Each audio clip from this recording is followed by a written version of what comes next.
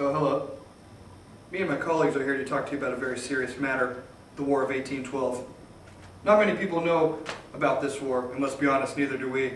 However, after many hours of research and many intellectual conversations with historical experts, we ourselves have become experts on it. And we're going to give you a quick presentation of this war. Let's send it over to Johnny and Vera for the basics. Hi, my name is Johnny, and this is my friend Vera. Today we're talking about the War of 1812. The War of 1812 is sometimes called the Second War of Independence. It was also called the Forgotten War, and also the War of Poor Communication. The War of 1812 was fought until 1815 between the U.S. and Great Britain. This war was mainly caused by British naval harassment on the U.S. colonies. The British were already at war with France. They seized American ships and took sailors from them, and some people who were U.S. citizens.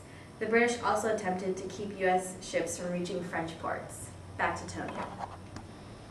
The War of 1812 was fought on numerous fronts in North America. Battles were fought on the frontier, which ran along the Great Lakes and St. Lawrence River, which separated the U.S. from Upper and Lower Canada. Fighting also took place on the Atlantic Ocean, where the British blocked the Atlantic coast of the U.S. and mounted large-scale raids.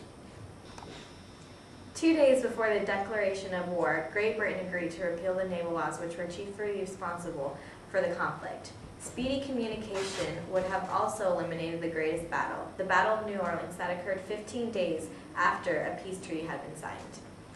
The United States, still a very young country, risked national disaster by going to war with a very powerful Great Britain.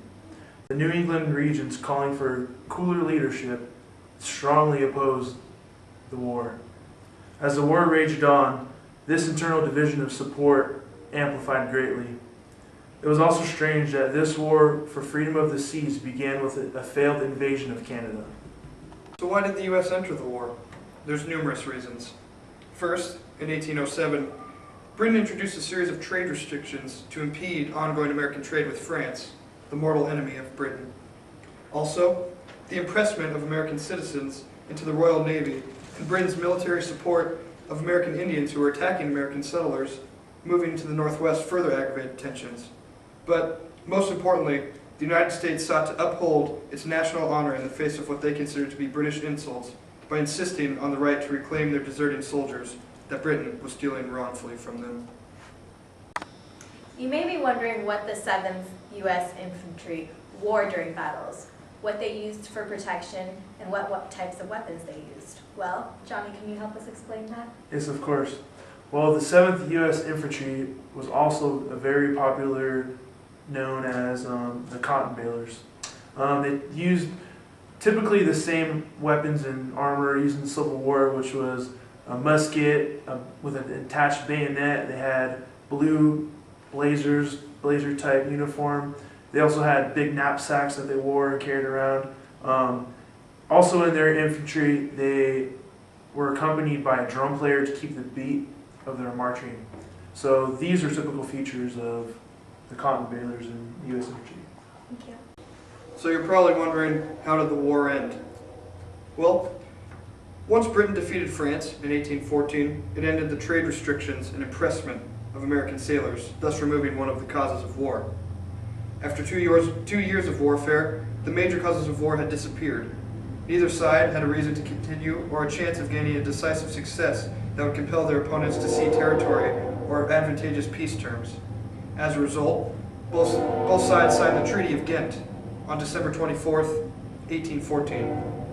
However, news of the peace treaty took 2 months to come to the United States, during which fighting continued, and one of the main battles, the battles of New Orleans, with American forces sustaining 71 casualties compared with 2,000 British, continued.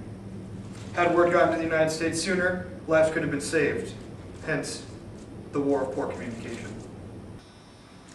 During the 19th century, the popular image of the war in the United States was of an American victory, and in Canada, a Canadian victory. Each young country saw her self-perceived victory as an important foundation of her growing nationhood. Historians have very differing and complex interpretations of who actually won the war. Both sides agree, however, that the Native Americans were the clear losers of this war. They lost power, land, many lives, as well as their semi-autonomous status.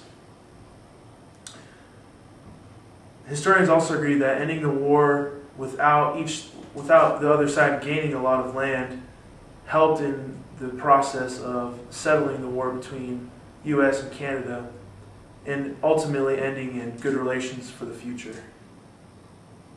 Now we're going to bring it back to Tony to wrap this up. Thanks, Johnny and Vera.